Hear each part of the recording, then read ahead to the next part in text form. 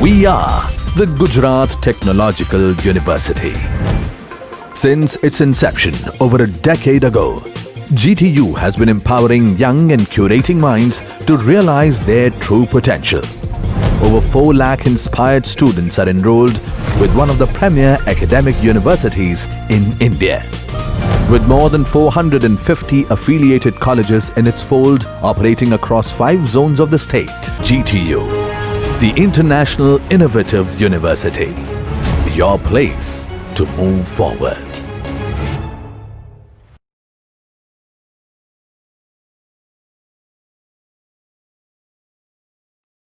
Hello everyone, I'm Professor AKRUTI from Ahmedabad Institute of Technology. Today, I'm here to present a video lesson on C programming topic array. Let us see that. Whenever we encounter the word array, it is always pronounced as array. Sometimes people call it array, but the correct pronunciation is array. So we will see 3 parts of array, that is concept, initialization, and programs with array. Let us see that one by one. First of all, what is the definition of an array? Array is the collection of similar type of data items stored at contiguous memory locations. Contiguous in the sense consecutive, that is presented in sequential manner.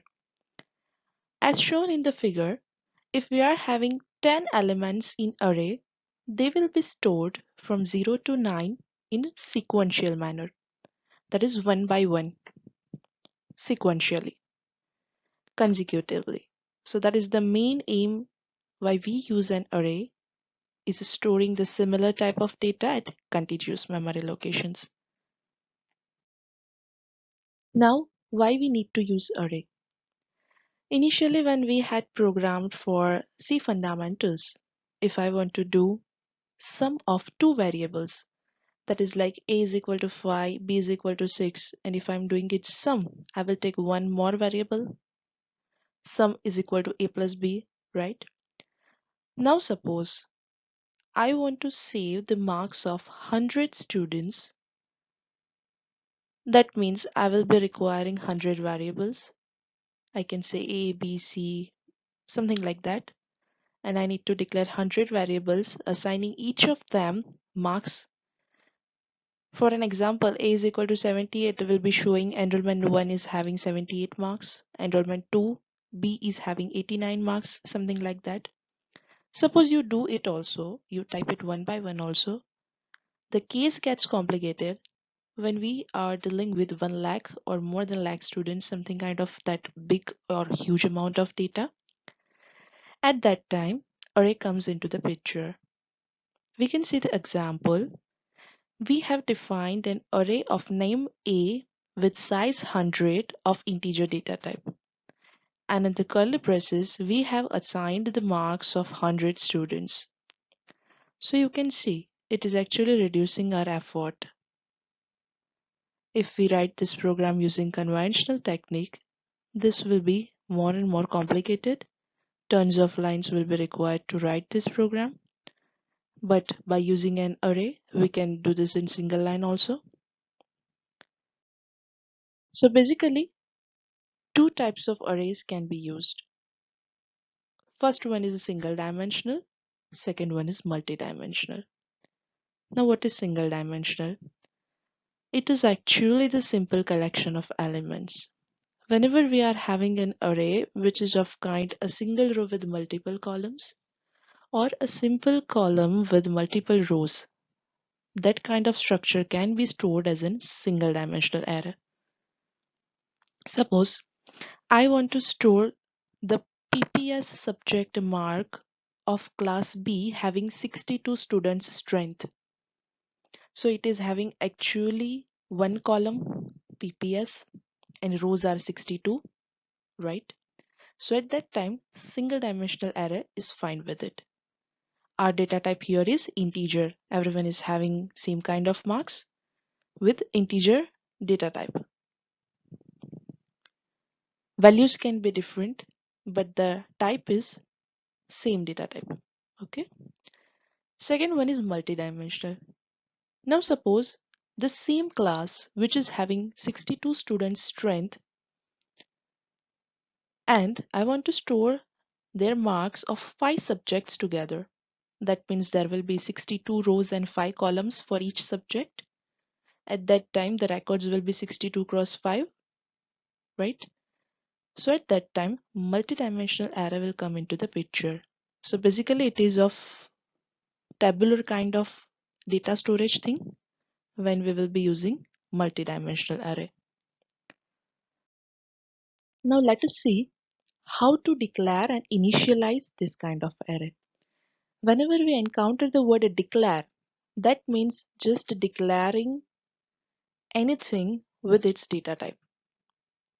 Suppose I'm declaring one variable a.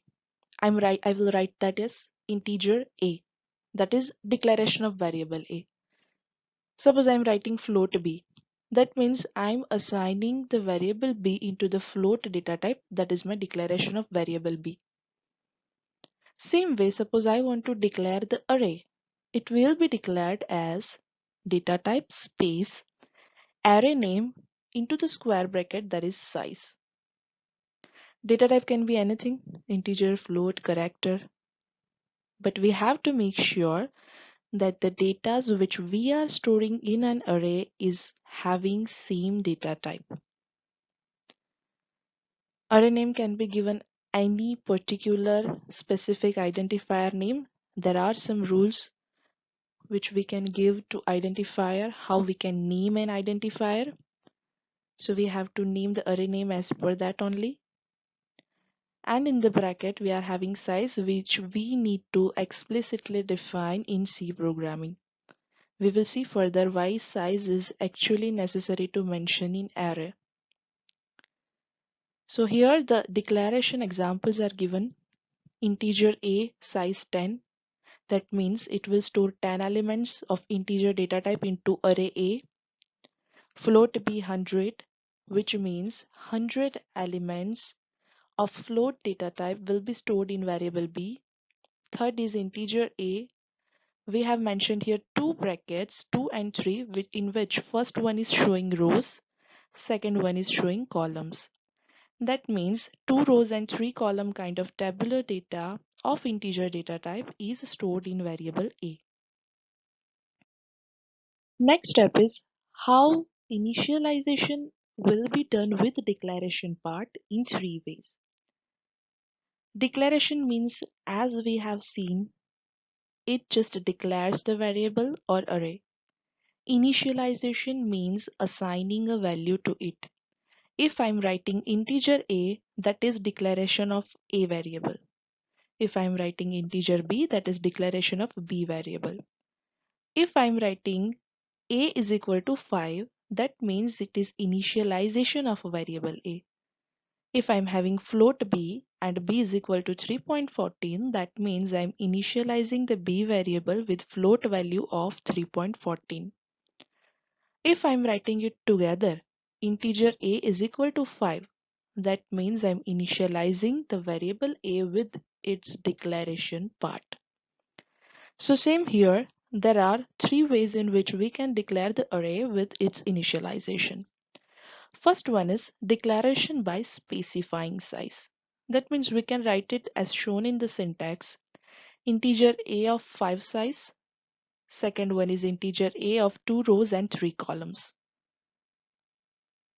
Second type in which we can declare an array with initialization is we are writing integer a, then we have not mentioned any specific size, but we have mentioned the values for initialization. That means whenever the compiler will compile the program, it will automatically interpret as a of 3, that means array of size 3 is equal to 1 to 3. Here array name is a. One last line is mentioned in this slide is you can never initialize any array like integer a and not assigning any value. Like in this example, I have written integer a is equal to 1 to 3, and if I'm not writing 1 to 3 or any values and I'm just simply terminating it without mentioning its size, then it is actually not valid. The compiler will show error. So always remember, you can't make the bracket empty which is not having any kind of size without initializing it. So always focus, which the third line is showing in this slide. If you are having initializing elements at right side, then only you can mention it as empty bracket. Otherwise, you have to specifically mention the size of an array. Now the third way is declaration by specifying size and elements both. That means if I am writing integer a of 5 with all the elements, it will assign it. Integer a 2, 3 in which the first elements 1 to 3 are of first row and 4, 5, 6 are of second row. Okay. Now there is one more concept. If I have written integer a of 5 but I have initialized only 4 elements, that is 12, 23, 37, 45, and I am terminating the bracket, then my fifth element will be taken as 0. Suppose I am writing integer a of 5, 12, 23, and I'm ending the curly bracket. I'm not mentioning the last 3 elements. That means my array will take last 3 elements as 0. If I'm having integer a of 5, but I'm mentioning 6 or 7 elements, then it will show an error. So that is where the concept of size comes into the picture.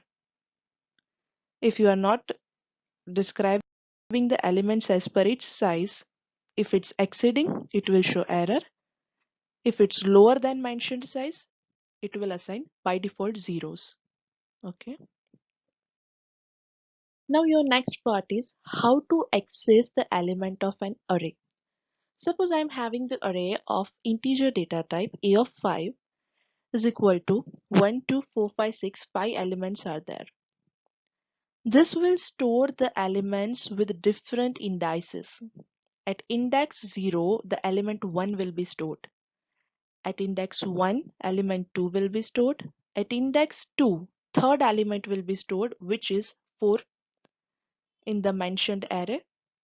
At fourth position or fourth index, last element will be stored. So basically, whenever we are having an array, it will be stored from 0 to the size minus 1 of an array. So if I'm having a of 5, the elements will be stored from 0 to 4.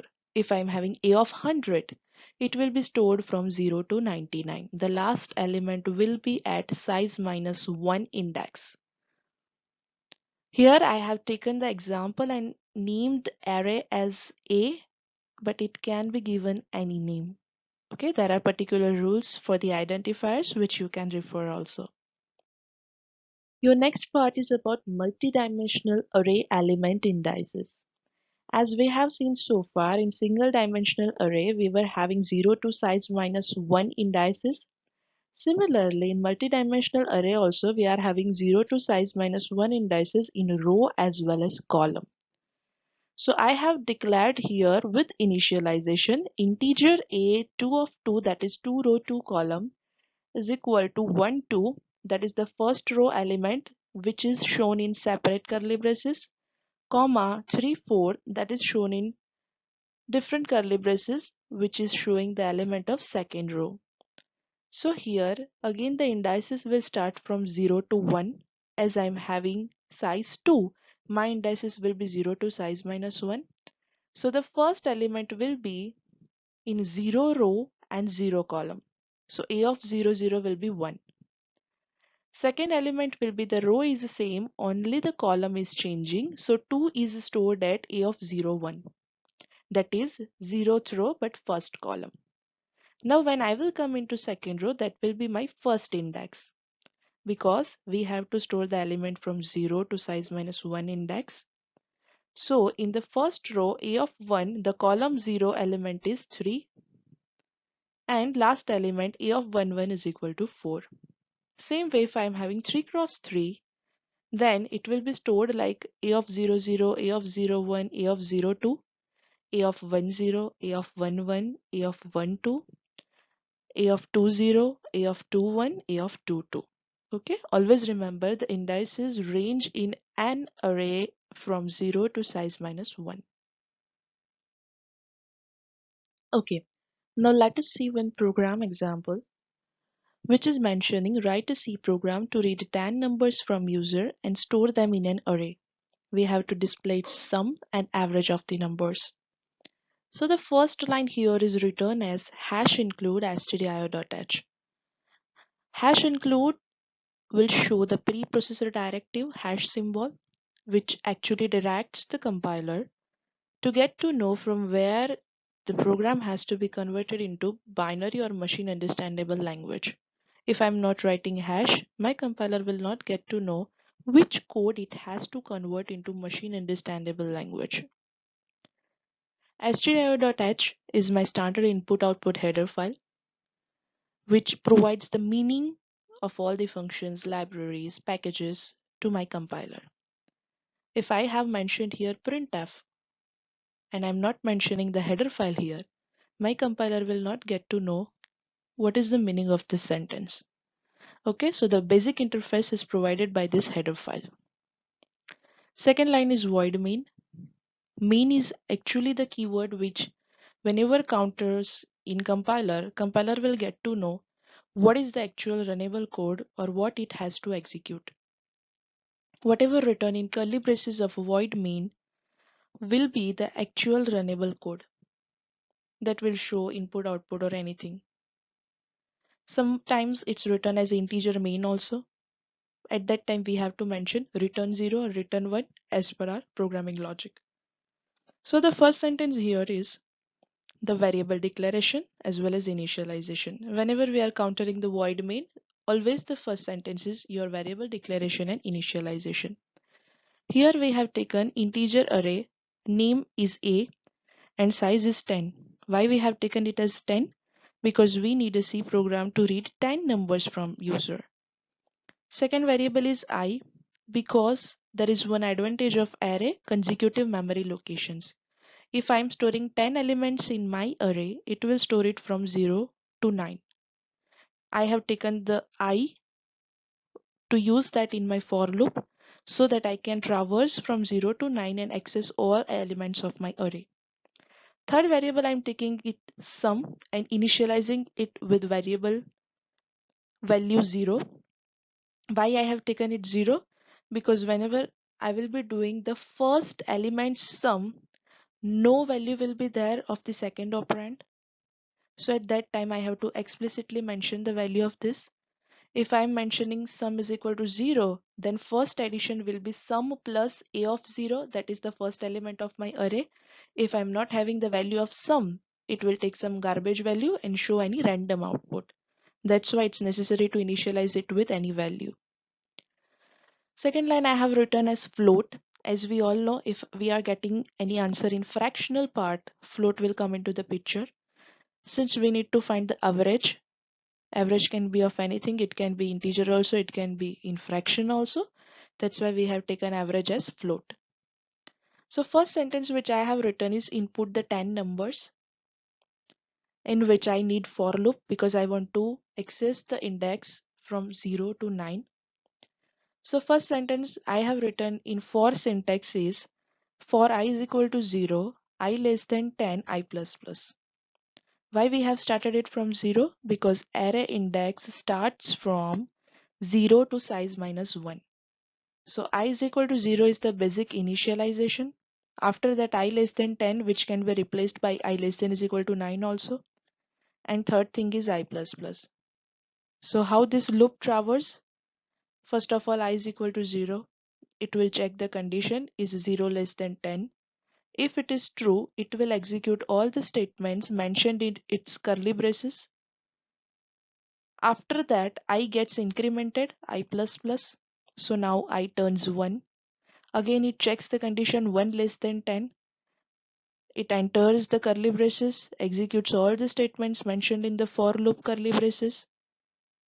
Then only it gets incremented again I plus plus, so I will be now 2. Again 2 less than 10 will be checked, all the statement will get executed, then I plus plus will be done. So this thing will be done till the value of I is not less than 10. Means when I plus plus will give me value 10, 10 less than 10 will be false. Then only it will come out from the for loop. Here the loops which will get executed in for loop are from printf number percentage di plus 1 to sum is equal plus is equal to a of I. Okay, so in for loop always remember it does not end with semicolon. All the other statements end with semicolon, but conditionals, statements, loops, these things never end with semicolon except the do while loop. So in for loop first sentence is printf number percentage di plus 1. Now why I have written this as number percentage di plus 1, just to give me an idea that which number I'm scanning. If I write this number 1 is I plus 1, that means number at first position is whatever number I'm scanning first. Why I have taken I plus 1? Because I'm starting my index from 0. So if I will write this as number percentage d 0, this will give me an output as number 0 is your first element, whatever you are mentioning. Then number 1 your second element, kind of. We will see the output of it and you will get more clear idea about it, why we have written it as I plus 1. Second sentence is about scanning. Whenever you are scanning an array, it is necessary to mention a array name and into bracket the index. Here you do not have to mention its size, you have to mention its index. Percentage D, the symbol for this, the control string for scanning an integer data type element, that is percentage D. Ampersand is the syntax of scanf to scan the value at variable whatever mentioned after ampersand sign, that is your AND symbol. It is known as ampersand. Here I have written it a of I, that means the first number which I will enter, that will be stored at a of 0. Second number which I will enter, that will stored at a of 1. So till a of 9 all the elements will get stored. So that is why I have taken for loop for that. Third statement is written as sum plus is equal to a of I, that means sum is equal to sum plus a of I. This is the short form of it. We have seen various assignment operators also. Sum plus is equal to a of I means sum is equal to sum plus a of I. Why I have written a of I? I is showing my array index. Okay. So when I will be 0, it will check 0 less than 10. It will scan one element and sum will be sum plus a of I. That is sum plus a of 0. When I will be 1, my sum will be sum plus a of 1. In sum, my sum plus a of 0 was stored. Now my sum is sum plus a of 1. In third line, again when sum plus a of 2 will be there, in which a of 0 plus a of 1 was already added in previous sum value. Now it gets overwrite with sum plus a of 2. Again, when I will be 3, sum will be equal to sum plus a of I. That means a of 0 plus a of 1 plus a of 2 are already stored in sum. Now it's doing sum is equal to sum plus a of 3. So the elements are getting added one by one. So till a of 0 to a of 9, all the summation will be done in this and my for loop ends. After I'm having the value in some variable, my average is getting found. Here I have not taken average in for loop because I want to do only the final average. It's not like the sum which I need to do in every element's addition.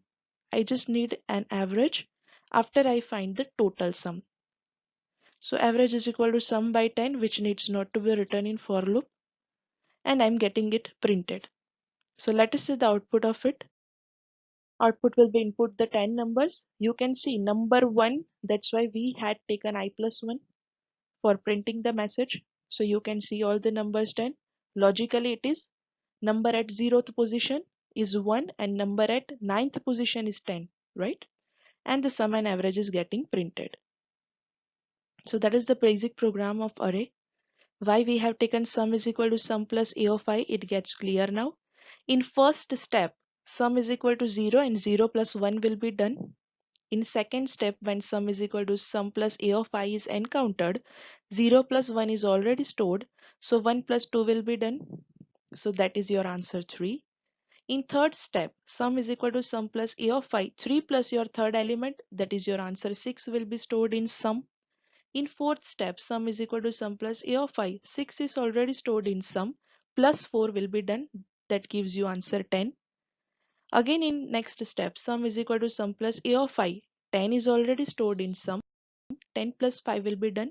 Okay, so we have to do this program tracing as per this, that's why we had taken for loop here. Now let us see one more example. That is, write a C program to read 10 numbers from user, store them in an array, find minimum of array. So we are basically familiar with array traversing, that we have to deal with its indices from 0 to 10, right? Whenever I'm having an array of 10 size, that means my indices here will be 0 to 9 because I have to deal with 0 to size minus 1. Okay. So now the basic logic for finding minimum of array is, whenever human brain encounters the problem like finding minimum, maximum, what it does? It does basic comparisons. Suppose I'm having 1, 2, 3, 4, 5. How come my brain know that 1 is the smallest element? Because it is comparing 1 with 2, 2 with 3, 3 with 4, 4 with 5, 5 with 1, right? All the elements are getting compared. And then we get the conclusion that 1 is the lowest. Same way, here we need to find the logic for finding the minimum. Suppose I am having two elements, 4 and 7.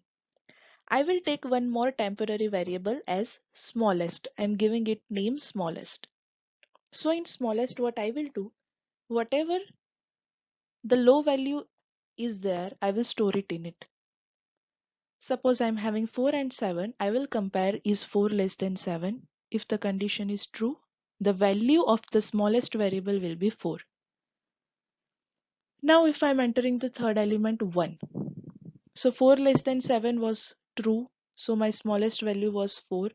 Now I am entering 1. It will again compare. Is 4 is less than 1? Here the condition gets false. So now the value of smallest variable will be 1. Now suppose I am entering the fourth element 0. 0 is less than 1. Yes. So the value of smallest will now be 0.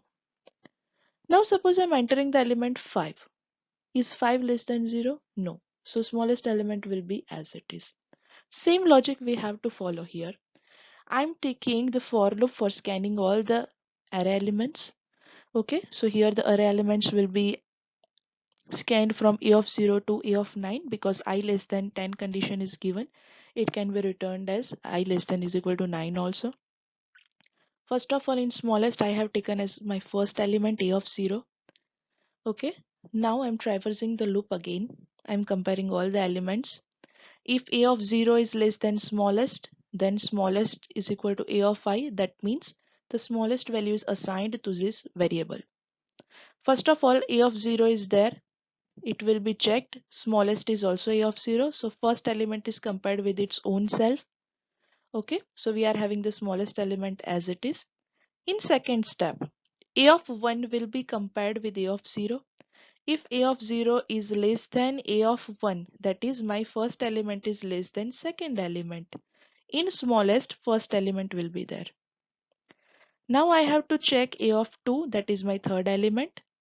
If a of 2 is less than smallest, in smallest we are not having previous element. In smallest we are having the minimum element found till now. Okay, so if I'm having the list of 5 element, in smallest whatever value is smallest is stored. Okay, so it is comparing the values a of 0, a of 1, a of 2, a of 3, a of 4, all the values with the smallest found up till now. When this loop concludes, we have to print it. So final statement is about the smallest element is whatever it is. Okay. So in if condition, the first step was a of 0 less than smallest. If it is there, smallest is holding the value of a of 0. Then a of 1 less than smallest, then smallest will be a of 1. Then it will check a of 2 less than smallest. If the condition is false, smallest is a of 1 as it is. Now it will check a of 3 is less than smallest. If the condition is true, smallest is a of 3. Otherwise, it is as it is a of 1. Okay, if a of 4 is less than smallest, then now smallest will be a of 4. Otherwise, a of 1 is as it is. Okay, output of it, I'm entering 5 elements, and my smallest element is not getting replaced by anyone because we are having the condition smallest less than a of I, then only smallest will be a of I, right? So 11 is the smallest. So now let us see what are the advantages of array. As we have seen, it saves the memory because we do not need to write a lot of variable with its variable declaration initialization part. We can mention just simple array with its data type and mention the value in its curly braces. It is easy to debug because it's having contiguous memory location in sequential memory blocks. It stores multiple values of same data type, and it is easy to access by consecutive indices. Okay, if I'm having size 10, my indices are 0 to 9. Now, why it's necessary to specify the size of an array. This is the last portion of this video lesson about array concept. Why we are writing the size in the square bracket. See, whenever the compiler traces the sentence about array size, it actually gets to know which memory blocks are now required to be allocated. Suppose I am not mentioning the size of an array 10, then how it will get the idea of 0 to 9 block in consecutive locations? What if the memory blocks are not in consecutive locations in sequential manner? That's why there will be one base address and it needs enough space. That's why the size is actually necessary to be initialized. Third thing, it's written here that again it's dependent on data type. Every data type is having different memory sizes. So on an average, it's always compulsory to mention its size. If you have not mentioned but you have initialized the elements, then also at compile time it can get value. But if you keep integer a square bracket and semicolon and not initializing any value, it will never get an ID and it will show error, because it's compulsory for array to get a space in consecutive memory blocks which shares the same boundaries, right? That is the main thing for contiguous memory blocks in sequential manner. Okay, so that's it with this array. If you are having any doubt, you may ask that. Okay, thank you.